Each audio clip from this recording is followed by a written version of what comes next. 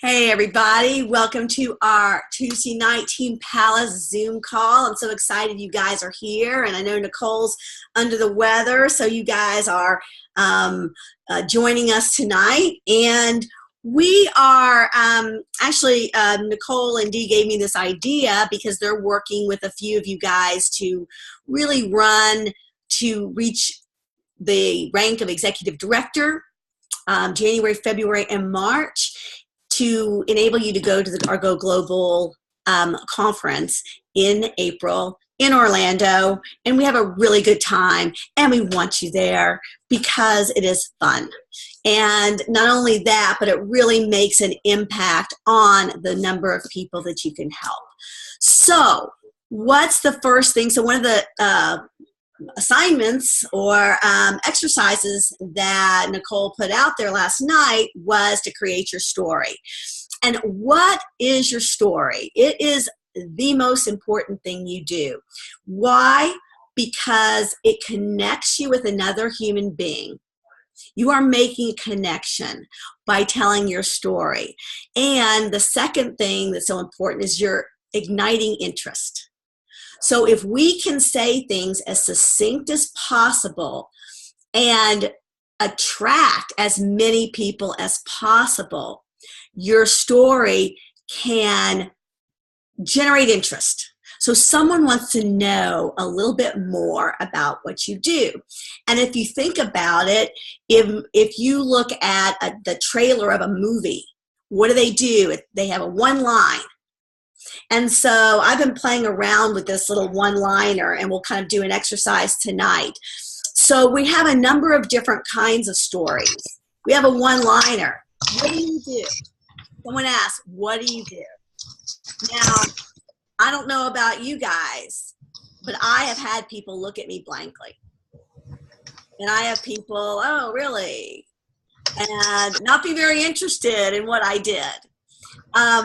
Because I wasn't very engaging. I told them, well, a nutritionist friend told me about something a long time ago. Well, blah, blah, blah. They get bored.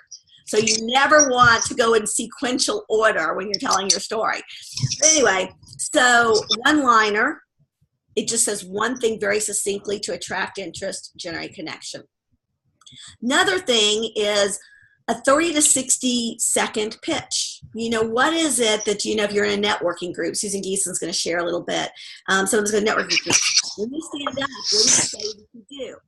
April Palace, can I mute you? I'm going to go ahead and do it. Perfect. And what is it that you do? So 30 to 60 seconds. When you are opening up maybe a talk, you're standing in front of the room, you're sharing, you're doing, a presentation, you'll want to, or you're doing a health assessment, you'll want to share a 60 to 90 second story. And so, and then what are you excited about when you're going to call somebody? What is it that you're going to say? So there's different variations, and what appeals to you or who you're looking to serve is kind of how you're going to generate the story. Like if it really excites you, that's what you're looking for, not what you should be looking for. For example, one of us, we work with a speaking coach, a lot of us, to do a story. And we did a 3-minute story with a video. And Allison Gars is a friend of mine, a colleague, and she created a story with us. She was amazing. She's a life coach and a comedian. And so she coaches people for TED Talks. And she really has a wonderful way of pulling things out. She loves that.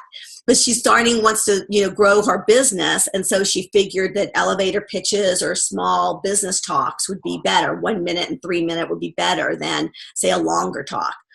Well, when she was telling me about it this weekend, and when she talked about doing the business talks, she was kind of low energy. And then when she talked about comedy and helping comedians and helping people with TED Talks she just came alive. And it was so interesting when she told her story about what she thought she had to do versus when she came alive. So what makes you excited? And what you're going to do, you can write this down, 3 things before you started the program. So 3 things that were challenges for you. And then 3 adjectives, things that you gained from the program. So for me, my weight loss story is, before I found this program, I thought I was doing everything right. I exercised every single day, 7 days a week. I ate organic, raw, and I was still overweight, tired all the time, and had just made hungry. Whenever I was clean, I was hungry and had major cravings. Since finding this program, I not only lost weight, but I've kept it off for 9 years in my 50s, and I never diet anymore. And it's a wonderful feeling. And I'm so happy to help other people. Do you know anybody who struggles with dieting? Because for me, dieting was a big thing. I didn't have a huge weight loss story, but I was frustrated. I am passionate about helping people get off the diet mentality roller coaster. My business story is, before I found this program, I wanted a career in wellness very badly. And so I taught classes, and no matter how much I taught, I was frustrated. I was working all the time, and I made hardly any money. And I was a stressed out yoga teacher. Since finding this program, I'm able to create my schedule the way I want it and able to make an amazing living in the wellness business. And I get to help others do the same. And I'm passionate about doing that. So again, 3 things before: I was overworking, underpaid, and just really wanted to help people in this way. And then after, this is what I get to do. And then if I go a little bit deeper, I'm going to share about how I missed moms and muffin days with my children. And dad's donuts. Dads don't care about missing dad and donut day, but moms out there, we miss moms and muffins, and it just breaks our heart. And I didn't go on field trips with my kids, and I had to work on weekends. I miss whole soccer seasons. So I don't ever have to do that now. And so that's where I can connect with people. I'm looking for people like that because that's my audience. That's who I have a passion for. So what is it? So let's go ahead and just do something real quick. Write down 3 things, adjectives to describe what things were like before you started the program. And you may not have a weight loss story. Like, some people say, oh, I always wanted to help people in this area, but I never had a vehicle.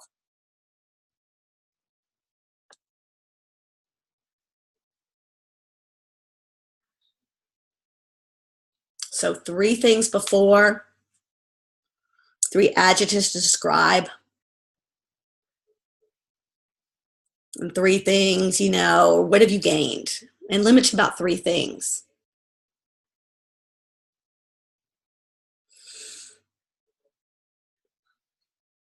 And what I'd like you to do is to write it down on an index card and memorize it and practice it in the car. I find the car is just the easiest thing because you have less distractions. And practice it over and over again, so it comes out really succinctly and you just know it. Does anyone have one that they use in that format that they want to share?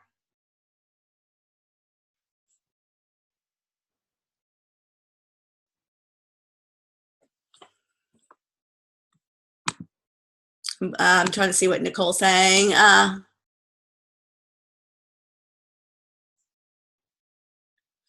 Yes.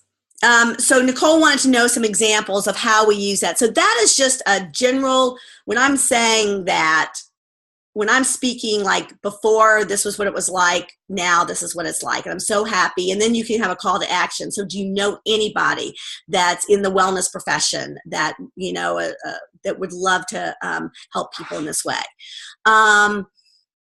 Or do you know anybody who's looking to get off the diet roller coaster? Now, your 30-second and your 60 and 90-second are ones that you might share when you're doing a talk, when you are going to a networking group, when you are impacting lives. So you're maybe up in front of people. The other time you'll use your 60 to 90 seconds is when you're doing your health assessment. There is a part in there that will ask, would it be okay if I share my story? Now, I've already asked them questions, so I already know if they eat healthy but aren't getting results. I'm going to share that. That's what I did. If they're busy moms, I'm going to share that. If they don't have time to cook, I'm going to share that. So based on what they say, you're going to bring out the things in your story that they can relate to, because they've already told you. And if you can get really good, a lot of people have been using the word mastery. Nicole uses a lot. They were on the leadership call last night. They were using Jamil and what was her name, said both they mastered things. And so our story is something we want to master and be able to relate it to other people's, what the situation is. So, and we can use our story reaching out to share with others. Exactly. Yeah, why don't, Nicole, I know you can't talk, but you want to talk and do that, what you have in mind? Because you are a master at reaching out for client acquisition. Aw. Hey. You look good. Hey, thanks, guys. I just know that a lot, the way to grow our business is to be intentional about reaching out and sharing with others what we do. And unless we are confident about what we do, and it's like, you know it, but how do you, I think it's good for all of us to maybe hear from each other, just pop up shares about when somebody says, what do you do? What does that sound like? So we can each get ideas. Susan, you were right on the money in saying that it's like if you say to somebody, I help others get healthy. Like, that doesn't sound like that's something that really jazzes you up and wakes you up in the morning, right? It's not what gets you out of bed because you help others get healthy. So it's got to be something that connects with people in a way that is worthy of a share. And if you don't feel like you have something worthy of a share, you're never going to call anybody.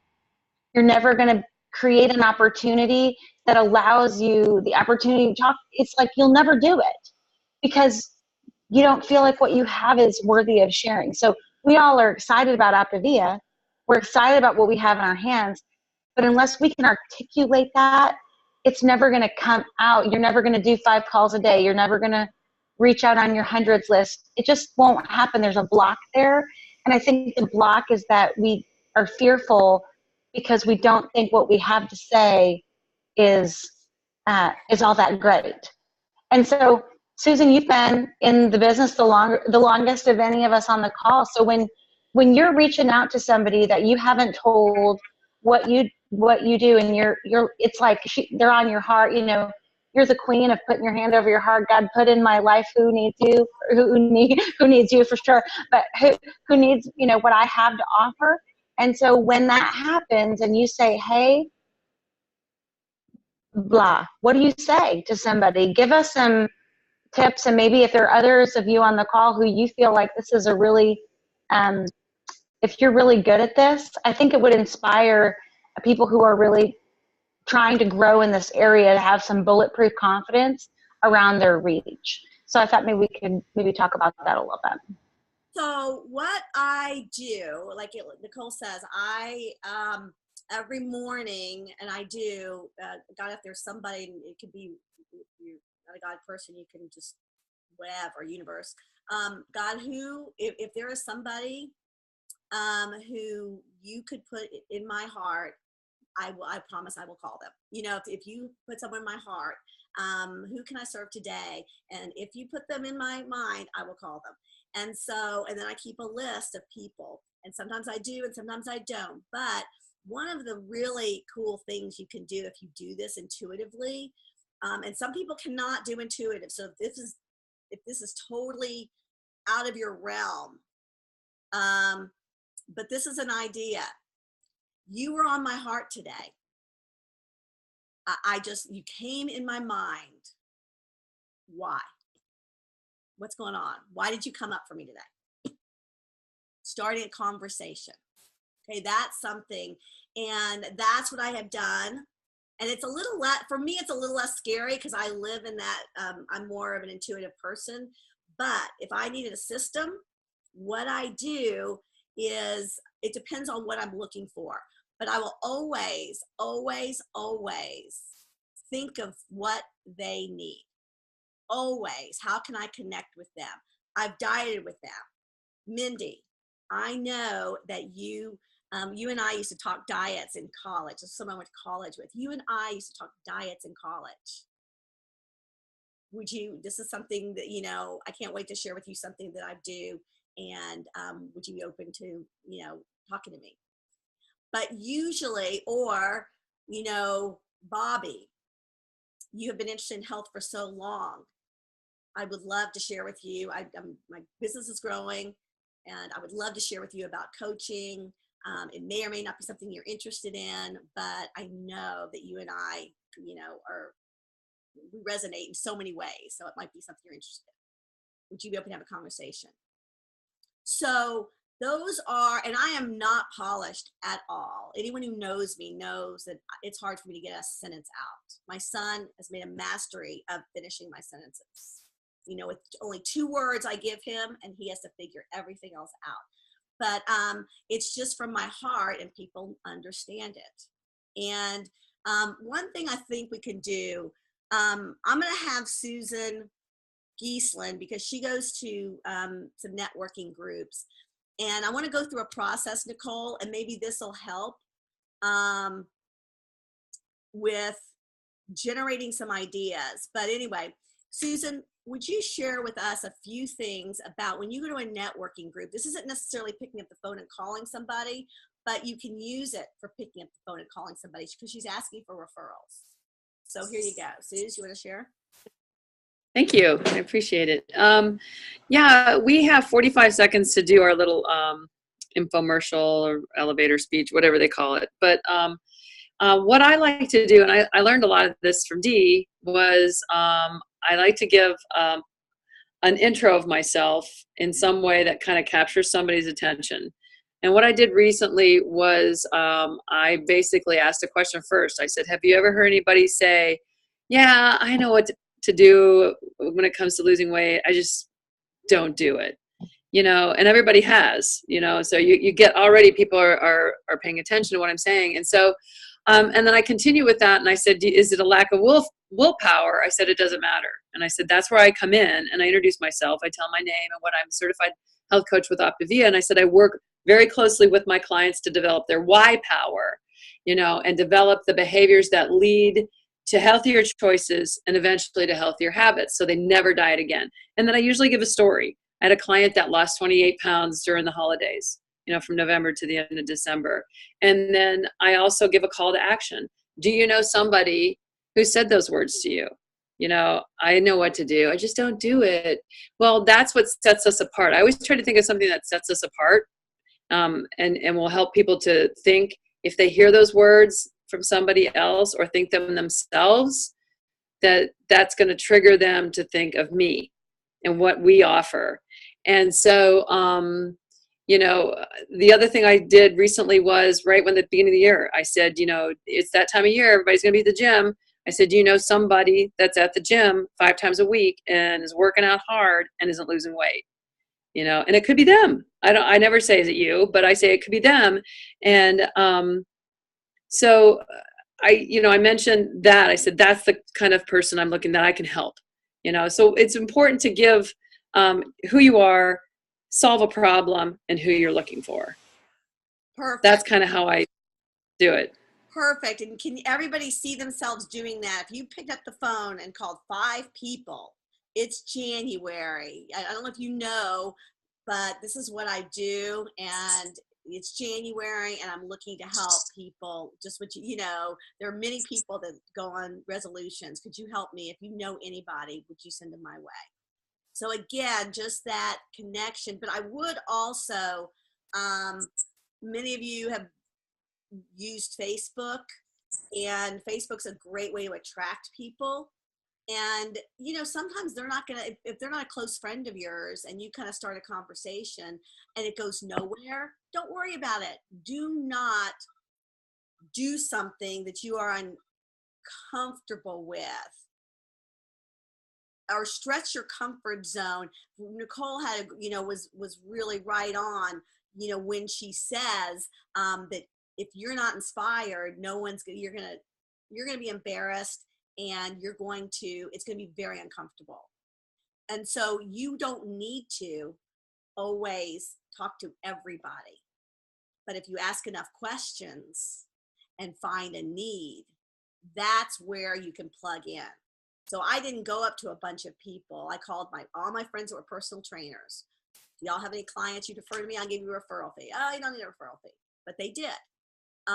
So that was just easier for me. And then I would listen to people in the hallway. I would listen. So they said anything about dieting, I'd go, you know, I might have something that can help you. You want to have coffee? Let me call you later. Bingo. So I would always have my ears open. So I wasn't going up to complete strangers, and I did do that, give them my card. This is what I overheard you talking. This is what I do. But I was so embarrassed. So Nicole's right. You want to come from a place of really a confidence, and even at the smallest level of belief and confidence that you have what they need, or that you want to know what they need so that you might be able to match up with them. So let me go ahead and share a screen. Well, any questions so far from about anything I said or Susan said? Anyone have any questions? Yes, Deb. Susan, I loved what you were saying, how you said, I work closely with clients to help them develop their why power so they never have to depend on willpower again. And you said they learn healthy habits, and then I didn't write down fast enough, but I love what you said. You want me to repeat that? I just said I work closely with my clients to develop their why power and develop the behaviors that lead to healthier choices and eventually healthier habits so they never diet again. And then I just gave an example of how my clients lost weight. Because that's how we do it. Mm-hmm. Yeah. And there's a couple of exercises that we can go through to create your story or your 1 minute or who you talk to. One of them is, who are the people that you like to work with? Nicole, you know, she works with a certain population of people. I was working in the business world, so I liked working with business people. And I was in networking groups. So I was looking for successful entrepreneurs. That's what I was looking for, because that's the realm I was in. And then what is it that we help them solve? What is it that we do? And then what is the outcome they're going to expect? So one of the things that I use, you know, I help busy and successful people reach their healthy or happy weight. I call it happy weight, but that's my own thing. I help busy and successful people. So whenever now that's kind of odd to say to someone on the street, but I say I help busy and successful people that, you know what to do, but they don't have time to do it. So I offer grab and go options to make it easy, not only lose weight, but have energy, and so their business can thrive. And I was in a course with a business coach doing that, and she signed up as a client because that was a need she had. I know what to do. You're speaking to me. I mean, she really was teaching me this method, but who is it that you serve? So Meg, I'll bet you serve, you know, moms and dads. You know, moms and dads are so busy taking care of the house and business and so much they don't have time to take care of themselves. I make it easy for them to not only, you know, lose weight, be able to keep it off and have the energy to spend time with those they love the most. So who are you helping? What population are you helping? And pick one, really, because, you know, we say we can help everybody, but the more specific you get, Well, if Meg says that she she helps moms and dads, well, someone else could be attracted to that too. So we're always afraid to maybe pinpoint, but who do you like to work with? Moms, dads, business people. I like to work with health professionals. I like to work with fitness professionals because they work all the time and don't make a lot of money. So who is it that you like to work with? What excites you? And then what is the problem that you're helping them with? And then what results can they expect? I've said that you can lose weight quickly and safely without hunger and cravings. So here's the thing though, health versus weight loss. And we can debate this, and like I said, I have another exercise I'd love to do with y'all. We don't have time tonight, but we want to come up with a, one liner, and we all have different things. What is it that we do the best? Is it that we, because when we say health, get people healthy, like Nicole said, people are looking at healthy, but they're really looking for weight loss a lot of times. Like, what is it that they're actually looking for? And that's what you're, by asking enough questions, and you tailor your pitch to them. So any more questions about that? Who are you looking to help? Who can you help? You know exactly who you can help because you were helped yourself. Or your mom, like to Nicole's point. And what is it that you do? How can you help them? And what outcomes can they expect? And then write it on an index card. And here's the thing.